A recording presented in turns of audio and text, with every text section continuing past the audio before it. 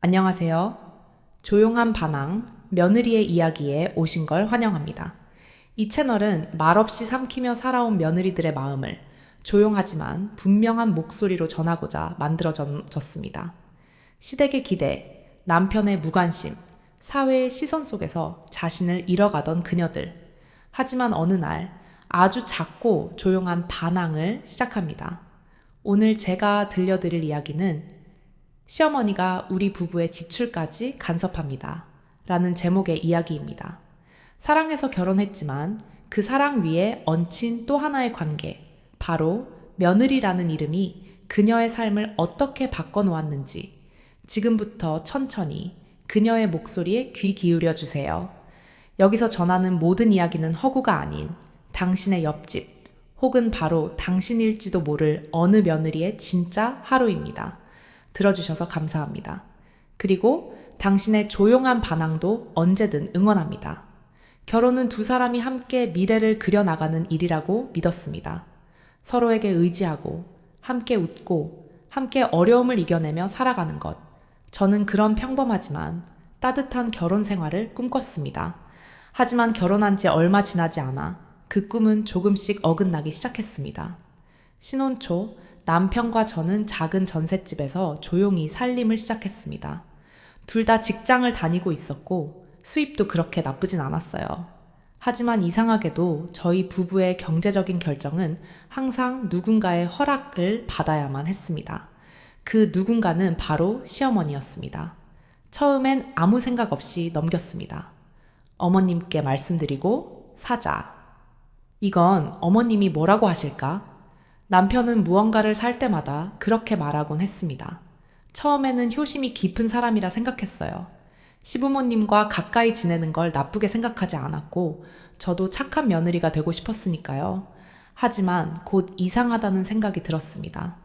청소기 하나 사는 것도 가스레인지를 바꾸는 것도 하다못해 휴지 같은 생필품을 대량 구매하는 것조차 남편은 꼭 시어머니께 먼저 전화를 걸었습니다. 어머니, 이번 달 생활비에서 청소기 사도 괜찮을까요? 어머니, 냄비가 너무 낡았는데 하나 사려고 해요. 어떠세요? 이런 대화가 반복될수록 저는 점점 위축되기 시작했습니다.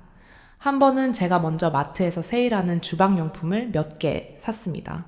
정말 필요한 물건이었고 가격도 저렴했어요. 그런데 그날 저녁 남편의 얼굴은 굳어 있었습니다. 왜 어머니께 말씀도 안 드리고 이런 걸 샀어? 괜히 혼나면 나만 곤란해져. 그 말을 듣고 저는 마치 무단으로 무언가를 훔친 사람처럼 죄책감이 들었습니다. 결혼했는데 왜 우리 돈을 쓰는 게 이렇게 조심스러워야 하지? 마음속에서 의문이 자라났습니다. 시어머니는 매달 생활비 명세서를 요구하셨습니다. 어디에 얼마를 썼는지, 어떤 물건을 샀는지, 심지어 외식비나 커피값도 일일이 확인하셨습니다. 이건 뭐야? 왜 이렇게 비싸? 이런데 돈 쓰지 마. 너희 아직 어린데 저축해야지. 그 말은 틀리지 않았지만 그 말투 속엔 내 돈을 너희가 낭비하고 있다는 뉘앙스가 가득 담겨 있었습니다. 그리고 알게 되었습니다. 남편 명의의 통장은 사실 시어머니가 관리하고 있었습니다. 남편이 출근하면서 벌어오는 월급은 그저 어머님의 계좌로 흘러가고 있었던 거죠. 저는 충격을 받았습니다. 우리 신혼인데 생활비도 우리가 직접 쓰면 안 돼? 용기를 내서 남편에게 말해봤습니다. 하지만 남편은 한숨을 쉬며 말했습니다. 지금은 어머니가 도와주시는 거야. 우리 아직 돈 관리 잘 못하잖아. 도와준다는 말이 왜 이렇게 억압처럼 느껴졌을까요? 나를 도와주는 사람이 내가 무엇을 쓰고 무엇을 사는지를 모두 통제한다면 그건 도움이 아니라 감시 아닌가요? 저는 점점 작아졌습니다.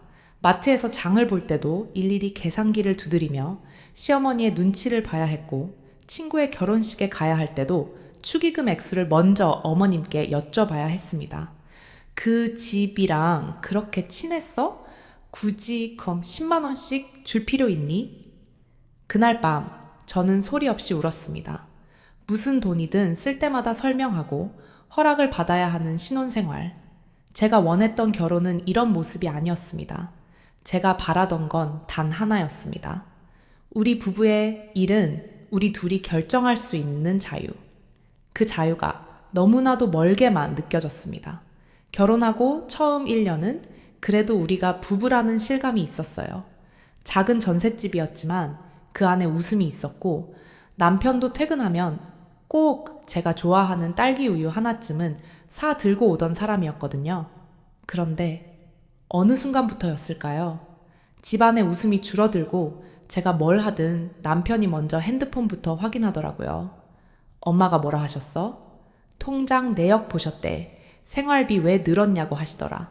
네, 어느 날부터 시어머니는 남편에게 매달 우리 통장을 보고하게 하셨습니다. 이유는 간단했어요. 네가 벌어서 그 여자가 막 쓰면 안 된다. 그 여자가 누구냐고요? 저요. 엄마. 당신이 그렇게 손수 음식도 해주시고 처음에는 우리 며느리라며 자랑하셨던 그 여자를 이제는 그렇게 부르시더군요. 사건의 시작은 냉장고 하나였습니다. 결혼 2년 차. 제가 그동안 모은 돈과 남편의 보너스로 큰맘 먹고 냉장고를 바꿨어요. 냉장고 문을 열면 따뜻한 빛이 나오고 칸칸이 나눠져서 있어 정리하기도 쉽고, 그런데 그 날 밤 남편의 핸드폰이 울리고 표정이 굳더군요.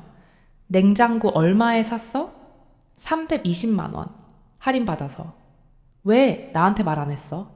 당신도 좋다고 했잖아. 엄마가 이건 낭비래. 그래요. 시어머니는 냉장고 가격까지도 확인하고 계셨습니다. 그 다음 날 아예 전화가 왔어요. 며느라기, 냉장고를 그렇게 비싼 걸 사면 어떡하니? 우리 땐 김치 냉장고 하나로도 10년은 썼어. 아무리 요즘 애들 감각이 다르다지만 네가 돈 쓰는 게 좀 심하잖니? 그 말이 너무 상처였어요. 제가 쓰는 돈은 우리 가족을 위한 거였고 남편과 상의해서 결정한 거였는데 아니네요. 상의한 줄 알았던 거지. 사실은 남편도 어머니 눈치를 먼저 보느라 제 얘기는 그저 참고사항일 뿐이었더라고요. 그 뒤로는 모든 소비가 통제되기 시작했습니다. 마트에 가서 장을 보면 왜 오이 2봉지를 샀니? 어묵은 할인할 때 사야지. 바보야. 아이를 낳고는 더 심했죠. 기저귀 브랜드까지 시어머니가 정해주시고 분유는 꼭 그 회사 걸 써야 한다고 하시고 문제는 남편도 그걸 아무렇지 않게 받아들인다는 거였어요. 어차피 엄마가 도와주잖아. 그만큼 조언도 해주시니까 우리는 편한 거지. 편하다고요? 저는 점점 말이 없어지고 있었는데요. 쇼핑도, 식사도, 아이 용품 하나 고르는 것도 전부 시어머니의 필터를 거쳐야 한다는 사실이 숨이 막혔습니다. 그러던 어느 날 제가 용기를 내서 말했어요. 우리 가계부는 나랑 같이 봤으면 좋겠어. 당신 엄마가 아니라 우리 둘이서. 남편은 침묵하더니 넌 엄마를 너무 오해해. 엄마는 우리를 위해서 그러는 거야. 그게 나를 지워가는 방식이야. 제 말에 남편은 화를 냈습니다. 왜 그렇게 예민하게 받아들여? 그냥 참고만 하면 되잖아. 이때 저는 깨달았어요. 남편에게 있어 가정이란 어머니가 설계하고 우리는 따라가는 모형일 뿐이라는 걸요. 제가 선택할 수 있는 건 거의 없었습니다. 시장에서 물을 살 때조차 엄마가 무는 저 집게 맛있다더라며 전화로 확인하는 남편을 보며 결혼이란 게 한 사람과의 연합이 아니라 그 사람의 가족 조직에 흡수되는 거라면 도대체 제 자리는 어디인 걸까요? 그날 밤 혼자서 가계부를 펴봤습니다. 제가 번 프리랜서 수입도 조금 있었고 아껴 쓴 흔적들이 보이더군요. 내가 이렇게까지 조심스럽게 사는데 왜 나는 낭비하는 여자 취급을 받을까? 눈물이 났습니다. 아무도 몰래 울어야 했어요. 아이를 재운 뒤 불 꺼진 거실에서 혼자 중얼거렸습니다. 엄마, 나 진짜 잘하고 있는 거 맞지? 계속해서 시어머니의 통제는 심해졌고 남편은 그 사이에서 점점 제게 무관심해졌습니다. 가끔씩 제 카드 내역을 몰래 캡처해 시어머니께 보내기도 했고요. 그걸 우연히 보고 말았을 때 제 마음은 완전히 부서졌습니다. 신뢰는 그렇게 무너졌고 내 인생에서 주도권은 더 이상 저에게 없었죠. 하지만 저는 결심하게 됩니다. 이 상태로는 아이에게도 나쁜 영향을 준다는 걸요. 아이는 엄마가 자꾸 움츠러드는 걸 보며 자라고 있었고 그건 제가 원했던 가정이 아니었어요. 다음 편에서 말씀드릴게요. 제가 어떻게 다시 제 자리를 찾아가기로 결심했는지, 그리고 그 선택이 어떤 대가를 불러왔는지를요. 신혼 초에는 그런 줄도 몰랐어요. 남편 카드로 무언가를 결제하면 꼭 시어머니께 연락이 가는 구조라는 걸요. 얘, 이거 뭐 샀니? 그 가격이면 시장에서 2배는 사겠구만. 어유, 또 커피? 집에 믹스커피 있잖아. 그런 건 아껴야 해. 그때마다 저는 마치 들켜선 안 될 일을 들킨 아이처럼 숨죽이고 있곤 했어요. 하지만 결혼 3년 차, 이젠 아이도 생겼고 저도 더는 참기 힘들어졌습니다. 임신 중 입덧이 심해서 병원에 자주 가게 되었어요. 한 번은 너무 어지럽고 토할 것 같아서 택시를 타고 갔는데 그날 저녁 시어머니한테 전화가 왔어요. 택시? 그깟 거리 걸어가면 되지. 그 돈 아껴서 아기 옷 사는 게 낫지 않니? 말투는 늘 부드러운데 그 속엔 언제나 네가 돈을 허투루 쓴다는 비난이 담겨 있었죠. 남편에게 말했어요. 우리 통장은 왜 엄마가 들여다보시는 거야? 지금은 우리 둘의 생활인데. 남편은 난처한 표정을 지으며 대답했죠. 그냥 엄마가 예전에 내가 카드값 못 갚은 적이 있어서 지금도 걱정돼서 그러셔. 하지만 이건 우리 돈이잖아. 내 월급도 같이 들어가는 통장인데 왜 당신 어머니 허락을 받아야 해? 남편은 침묵했고 그 침묵이 저를 더 서럽게 만들었습니다. 시어머니는 심지어 제가 장을 본 내역도 체크하십니다. 마치 가계부를 검열하듯 뭘 샀는지, 단가가 어떤지 꼬치꼬치 물어요. 이건 너무 비싸다. 이건 없어도 되는 거 아냐? 왜 매주 고기를 사니? 채소로도 충분한데. 저는 점점 살림을 하는 며느리가 아니라 회사 예산을 낭비하는 직원이 된 기분이었어요. 그날은 정말 잊을 수 없어요. 아기 침대를 사려고 남편과 함께 온라인몰을 둘러보고 있었어요. 드디어 마음에 쏙 드는 침대를 발견했고 가격도 합리적이었죠. 이거 사자. 제가 말하자 남편도 고개를 끄덕였어요. 그런데 남편은 결제를 멈추더니 엄마한테 한번 물어볼게 라고 말했습니다. 그 순간 심장이 철렁 내려앉았어요. 왜 엄마한테 물어봐야 해? 이건 우리 아이 물건이잖아. 남편은 당황한 얼굴로 말했죠. 그냥 혹시 더 싸게 살 수 있는데 아실 수도 있고. 그 변명에 눈물이 났어요. 우리 인생인데 왜 한 걸음마다 허락을 받아야 하는 걸까요? 그날 밤 저는 따로 아기 침대를 주문했어요. 제 카드로. 그리고 결제 내역이 남편 카드에 연결되지 않도록 일부러 제 명의로 한 거였죠. 며칠 뒤 침대가 도착하자 시어머니는 눈살을 찌푸리며 말했어요. 허락도 없이 이런 큰 걸 사면 어떡하니? 며느리는 언제나 상의하고 움직여야지. 그 순간 저는 조용히 대답했어요. 이건 저희 아기 침대고 제 카드로 산 겁니다. 남편과도 충분히 상의했고요. 이제부터 저희 가정은 저희가 책임지겠습니다. 그 말 이후로 시어머니는 이따금 불편한 눈빛을 보내지만 더는 제 소비에 대해 하나하나 지적하지 않아요. 남편도 조금씩 달라졌어요. 이제는 저와 먼저 상의하고 큰 지출이 있을 때는 이건 우리가 결정하자고 말해줍니다. 작은 변화지만 그 안에 담긴 존중이 저에겐 너무나도 큰 위로였습니다. 하지만 마음 한켠은 아직 씁쓸해요. 왜 결혼이란 이름 아래 누군가의 통제 속에 들어가야 했는지, 왜 며느리라는 이유만으로 지갑까지 감시당해야 했는지 저는 바래요. 앞으로의 세상은 서로를 믿고 의지하며 진짜 파트너로서 살아갈 수 있는 부부가 더 많아지길요. 결혼 초 남편과 나는 매달 정해진 금액만큼 각자 통장에 넣고 생활비는 그 안에서 해결하기로 약속했었다. 외식도, 장보기도, 명절 준비도 그렇게 하기로 해놓고 어느 순간부터 그 약속은 무의미해졌다. 시어머니가 우리의 가계부를 들여다보기 시작하면서부터였다. 얘야, 이건 뭔 돈이니? 왜 식비가 왜 이렇게 많아? 마트에서 고기 샀다는데 고기값이 이 정도나 해?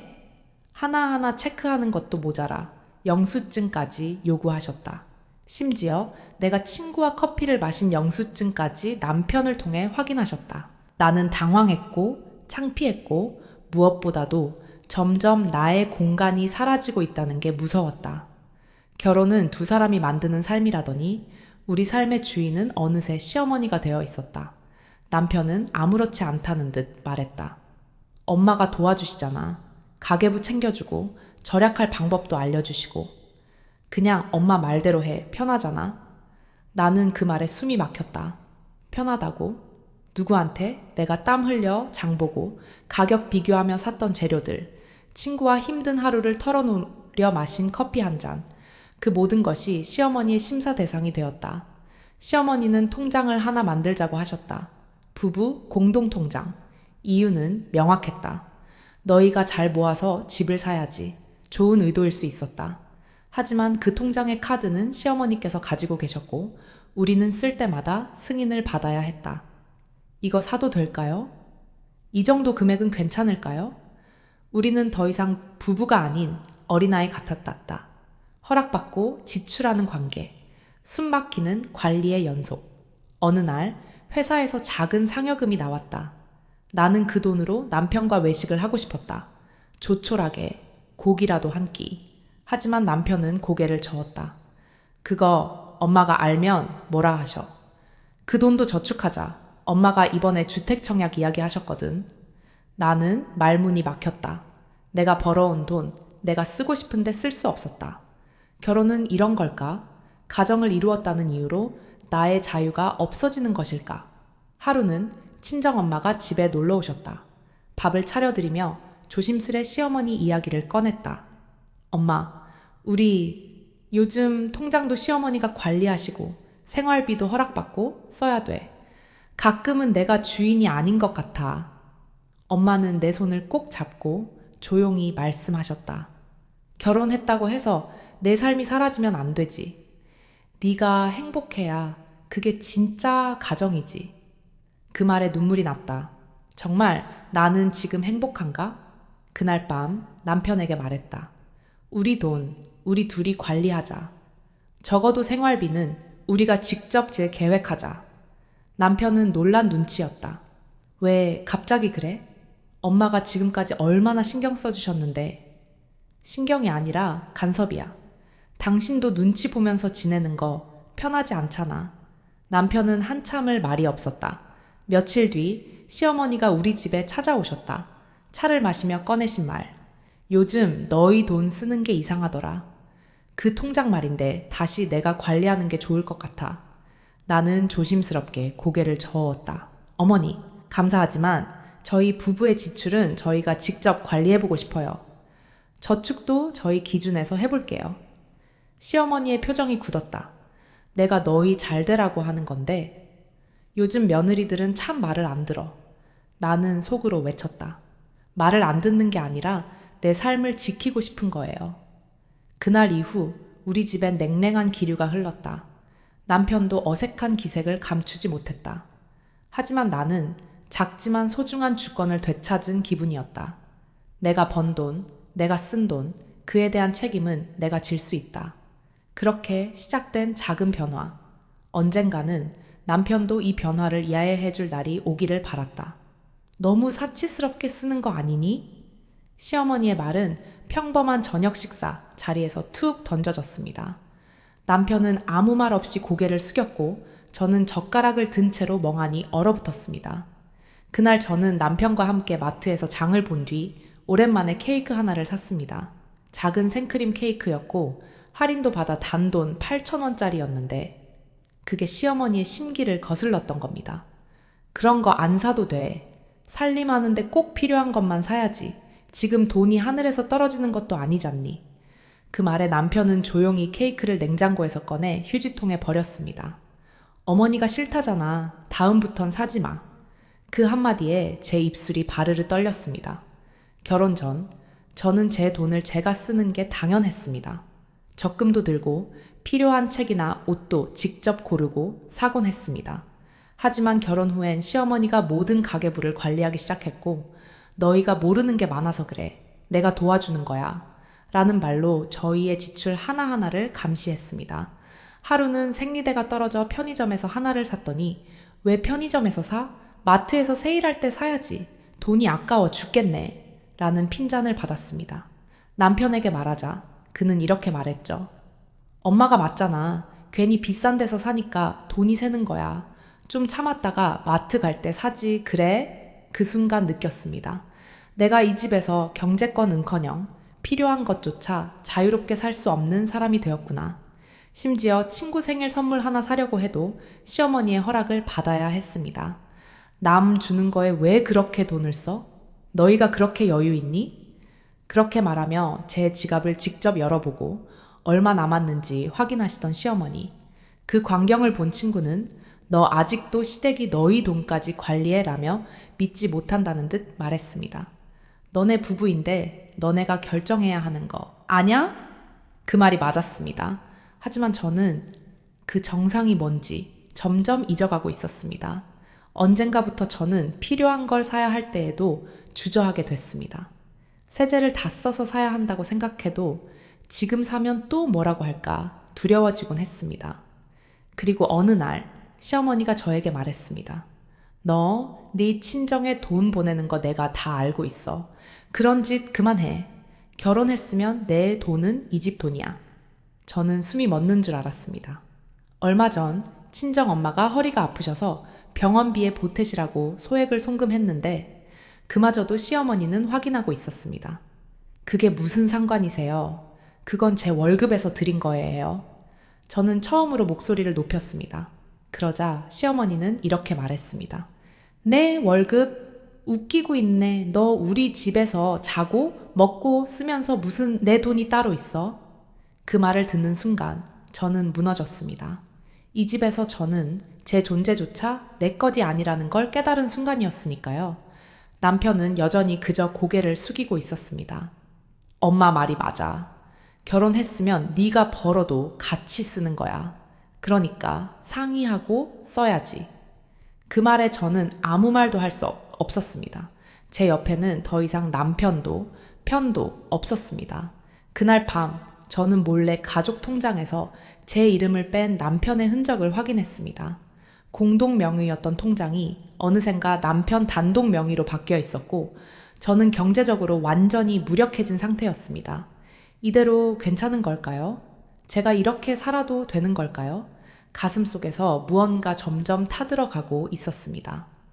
아침 8시, 남편이 출근하고 난 후 집안은 잠시 조용해졌습니다. 하지만 그 조용함은 오래 가지 않았습니다. 띵동, 현관문 벨이 울렸고 나는 직감적으로 알 수 있었습니다. 또 시어머니였습니다. 문을 열자마자 시어머니는 한 손에 장바구니, 한 손엔 노트 한 권을 들고 서 계셨습니다. 예정에 없던 장 보러 가자고요. 마트에 오늘 엘파원 행사 있대요. 이런 건 안 놓쳐야죠. 나는 속으로 한숨을 쉬었지만 겉으론 웃으며 고개를 끄덕였습니다. 네, 어머니, 같이 가요. 마트에서는 예상대로 시어머니가 주도권을 쥐었습니다. 이 고등어는 2마리에 3,100원이네. 저번보다 500원 올랐어. 이건 사치야. 며느리, 이런 건 사지 마. 알았지? 나는 그냥 네 라고만 말했습니다. 나는 늘 계산대 앞에서 시어머니 뒤에 서 있었습니다. 지갑도 꺼내지 않고 말도 하지 않고 그냥 조용히. 계산이 끝난 후 시어머니는 영수증을 손에 꼭 쥐고 나를 바라보았습니다. 이번엔 네가 카드로 결제했으니 34,700원. 다음엔 네가 현금으로 내. 내일 우리 집으로 가져오고. 그 말에 내 심장은 또 철렁 내려앉았습니다. 요즘 우리 부부는 적금도 거의 못 붙고 있었습니다. 신혼 초엔 남편과 작은 여행도 가고 카페 데이트도 하곤 했지만 이젠 그런 것들은 시어머니의 허락 없이는 사치가 되어버렸습니다. 집에 돌아와 가방을 내려놓자마자 시어머니는 다시 노트를 꺼냈습니다. 그 노트는 가계부였습니다. 그런데 이상한 건 그것은 우리 부부의 가계부였습니다. 여기 봐. 네가 지난달에 쓴 거 내가 다시 정리해봤어. 이건 낭비고 저건 불필요한 지출이야. 어머니, 그건 저희 부부가 직접 정리하려고 했는데 아니야. 아직 너희는 경험이 부족하니까 내가 도와주는 거야. 그 말엔 항변할 힘도 없었습니다. 그 순간 내 존재가 그저 부속품처럼 느껴졌습니다. 나는 며느리이기 전에 한 사람이고 아내인데 어째서 나의 결정권은, 나의 의사는 이 집에서는 언제나 뒷전일까요? 며칠 뒤 나는 조심스럽게 남편에게 이야기했습니다. 여보, 우리 가계부, 우리 둘이 다시 정리하면 안 될까? 남편은 피곤한 듯 이마를 짚었습니다. 왜 또 그래? 어머니가 얼마나 꼼꼼하게 정리해 주시는데. 그게 아니라 우리 삶인데 우리가 좀 더 주도적으로 해보면 좋을 것 같아서. 하지만 남편은 한숨을 내쉬며 말했습니다. 당신이 그렇게 예민하게 받아들일 일이 아니야. 그 말은 칼처럼 마음에 꽂혔습니다. 나는 예민한 게 아니라 존중받고 싶었던 겁니다. 가정에서, 특히 부부 사이에서조차 내 존재가 투명해지는 듯한 기분. 그건 정말이지 견디기 힘든 고통이었습니다. 그날 밤 나는 노트북을 켜고 조용히 가족 재정에 대해 공부하기 시작했습니다. 감정 소비, 지출 통제, 공동 가계부 작성법 하나하나 정독하며 나는 생각했습니다. 이렇게 배워서 남편에게 그리고 언젠가는 시어머니에게도 말할 수 있기를. 이제는 저도 제 삶에 대해 책임질 준비가 됐어요. 아직 그 말을 입 밖으로 꺼내진 못했지만 마음속 어딘가엔 작고 단단한 의지가 싹트고 있었습니다. 나는 언젠가 이 집에서도 내 목소리를 낼 수 있을까? 그날이 오기를 조용히 그리고 간절히 기다리며 나는 오늘도 지출 내역을 적어 내려갔습니다. 누구보다 정직하고 꼼꼼하게 나를 위한 첫 번째 기록이었습니다. 밤 10시가 넘은 시간 남편은 피곤한 얼굴로 퇴근에 들어왔습니다. 나는 조심스럽게 물을 내어주고 준비해두었던 저녁을 데워 식탁에 올렸습니다. 오늘도 고생했어요. 저녁 먹어요. 남편은 고맙다는 말 없이 조용히 수저를 들었고 나는 그 앞에 살며시 앉았습니다. 하지만 내가 꺼낸 대화의 첫 마디에 공기가 달라졌습니다. 여보, 어머니가 이번 달에도 우리 가계부를 다 들여다보셨는데. 남편은 숟가락을 내려놓고는 말했습니다. 또 그 얘기야? 그 말이 시작이었습니다. 나는 그동안 쌓아두었던 마음을 꺼내기 시작했습니다. 내가 돈을 벌지 않으니까 어머니가 더 간섭하시는 것 같아. 나도 눈치 보이고 이런 삶이 너무 숨막혀. 남편은 말없이 나를 바라보다가 차갑게 한마디를 뱉었습니다. 그럼 당신이 벌어와. 그럼 내가 어머니한테 뭐라 할 명분이라도 있지. 그 순간 나는 무너졌습니다. 내가 원했던 건 돈이 아니라 존중이었습니다. 내가 바라던 건 우리라는 이름의 결정권이었고 당신 말도 맞아 라는 공감 한마디였습니다. 하지만 남편은 나를 방패로 쓰고 있었던 겁니다. 어머니에게 직접 말하지 못하니까 나를 희생시켜 조용히 넘기려는 거였죠. 나는 밤새 잠들지 못하고 천장을 바라보았습니다. 눈물도 흐르지 않았습니다. 마음이 마르고 말라버렸습니다. 아침이 되자 거울 속 내 얼굴은 낯설게 느껴졌습니다. 피곤해 보이고 웃음기 하나 없는 얼굴. 나는 그제야 깨달았습니다. 이 결혼 생활에서 나는 한 번도 주체였던 적이 없다는 걸. 늘 시어머니의 말에 따르고 늘 남편의 눈치를 보고 늘 그래도 내가 참아야지 하며 살았던 나. 그날 오후 시어머니는 아무렇지 않게 우리 집에 왔습니다. 이번 주말에 조카 돌잔치야. 너는 음식 좀 준비해줘. 나는 아무 말도 하지 않았습니다. 며느라기, 왜 그래? 몸이라도 안 좋아? 나는 입을 열었지만 목소리는 떨렸습니다. 어머니, 이번 주말엔 조금 힘들 것 같아요. 시어머니의 얼굴이 순간 굳어졌습니다. 힘들다고? 넌 집에만 있잖아. 그렇지만 저도 요즘 마음이 조금 지쳐서요. 지쳐? 며느리가 그 정도로 지쳐서 어쩌려고? 애도 없고 일도 안 하고 그게 지쳤다고 말할 일이야? 그 말은 내 숨통을 또다시 조여왔습니다. 내가 무얼 해도 일로 인정받지 못하고 내가 아무리 조심해도 감정은 사치로 여겨지는 이 관계. 그 속에서 나는 계속해서 지워지고 있었습니다. 그날 밤 나는 남편에게 다시 말했습니다. 우리 독립해서 살아보면 안 될까? 남편은 조금 놀란 눈으로 나를 바라보다가 이내 말했습니다. 어머니가 들으면 상처받아. 그럼 나는 지금 안 상처받고 있어? 내 질문에 남편은 침묵했고 그 침묵은 그 어떤 비난보다 나를 아프게 했습니다. 나는 이제 알아버렸습니다. 남편은 나를 지키려 하지 않는다는 걸. 그리고 시어머니는 나를 가족이 아니라 관리 대상으로 본다는 걸. 가슴이 먹먹하고 숨이 막혔지만 이제는 더 이상 참을 수 없다는 생각이 내 안에서 또렷하게 고개를 들고 있었습니다. 나는 정말 어떻게 해야 할까요? 도망칠 용기도, 맞서 싸울 용기도 아직 없지만 한 가지는 분명했습니다. 이대로는 더는 살 수 없다는 것. 그날 밤 나는 휴대폰을 들고 은행 앱을 열었습니다. 적금 계좌 하나를 만들었습니다. 작고 소소한 나만의 이름으로 된 계좌. 그 순간 나는 처음으로 내 인생이라는 걸 생각하게 됐습니다.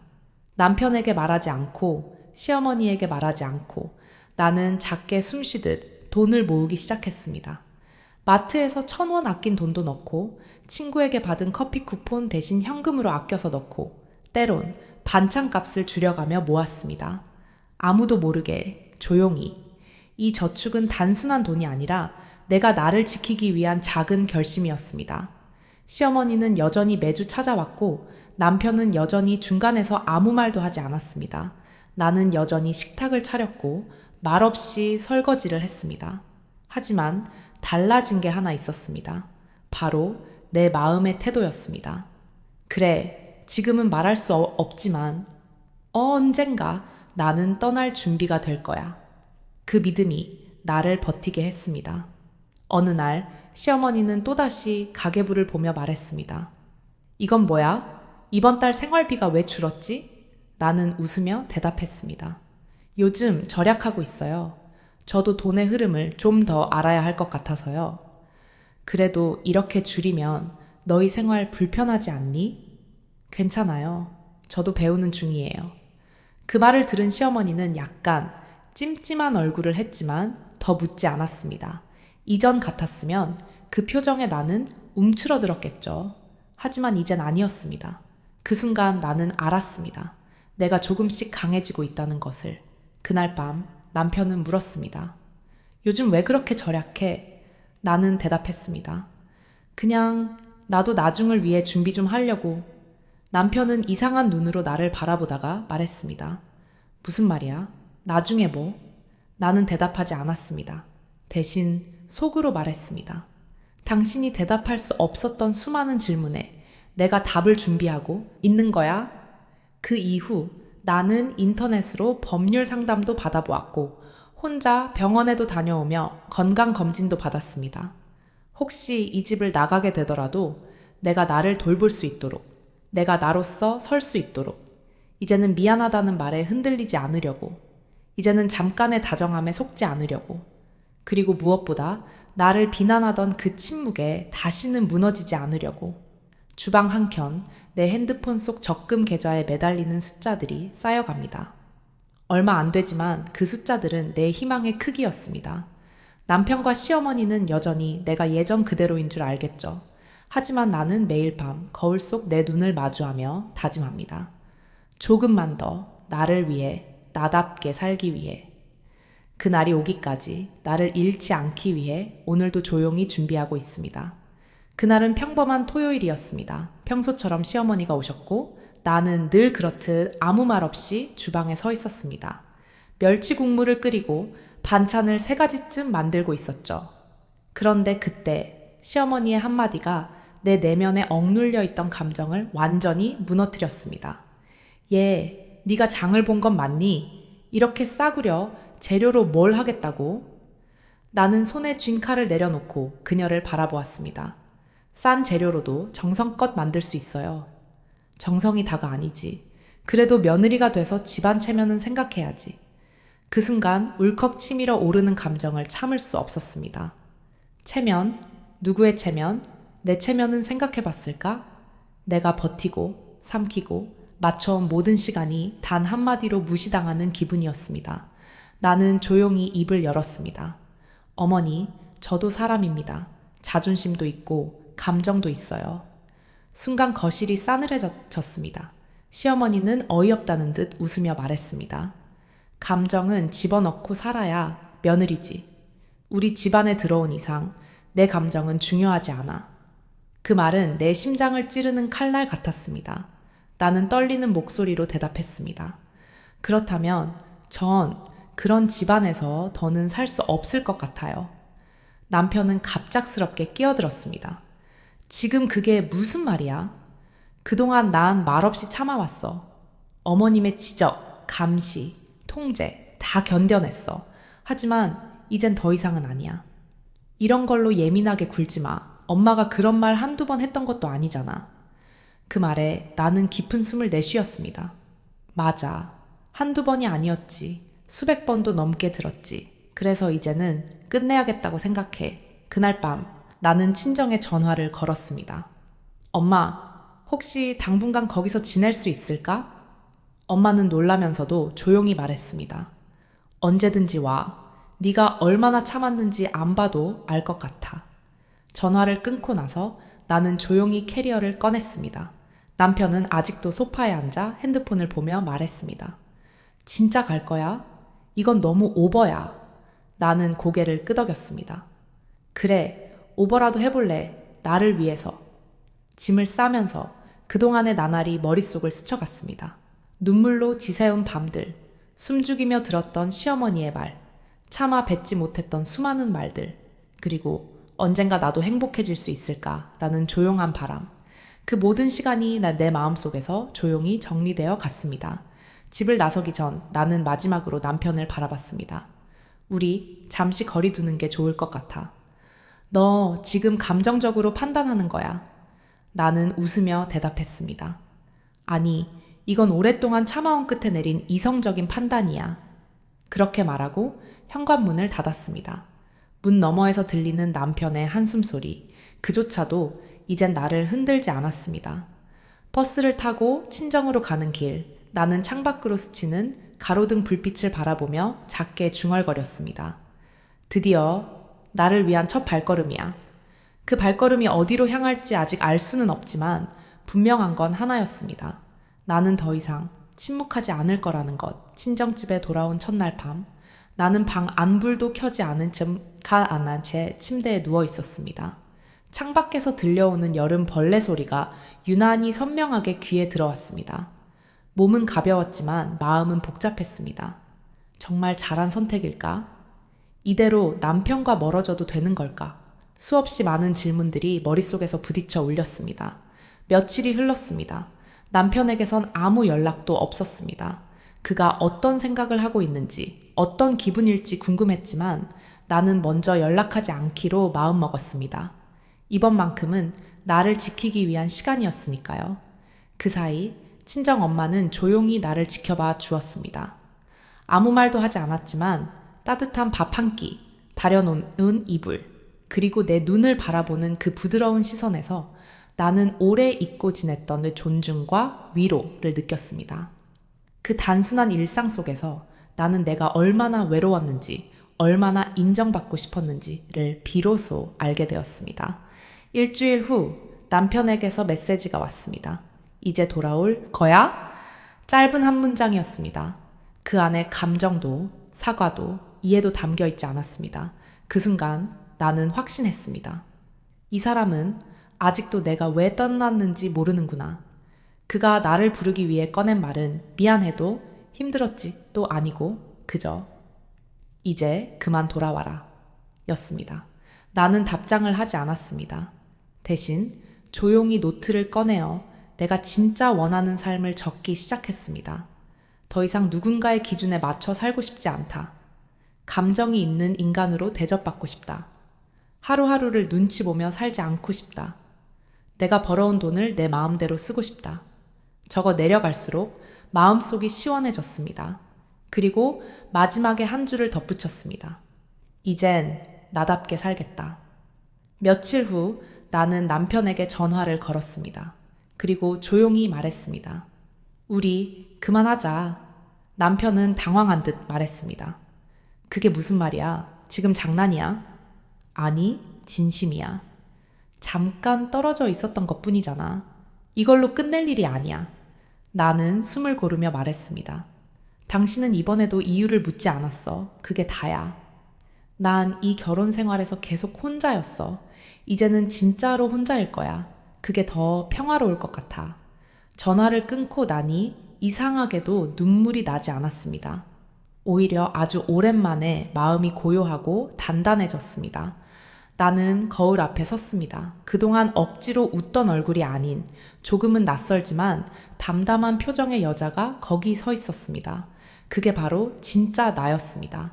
지금 나는 작은 원룸에서 새 출발을 시작했습니다. 가구도 적고 아직 모든 게 낯설지만 적어도 이곳은 나를 비난하지 않는 공간입니다. 돈을 쓸 때도 밥을 먹을 때도 숨을 쉴 때도 누군가의 시선에 눌리지 않습니다. 며칠 전 엄마가 해준 말이 다 떠오릅니다. 네가 웃는 걸 이렇게 오랜만에 본다. 그래요. 이제야 나는 내가 웃고 싶을 때 웃을 수 있는 삶을 살고 있습니다. 시어머니의 통제도 남편의 무관심도 더는 내 삶을 가로막을 수 없습니다. 나는 오늘도 아침 햇살 아래 커피를 마시며 조용히 다짐합니다. 내 인생의 주인은 나야. 그리고 그 말이 처음으로 가볍지 않게 느껴졌습니다.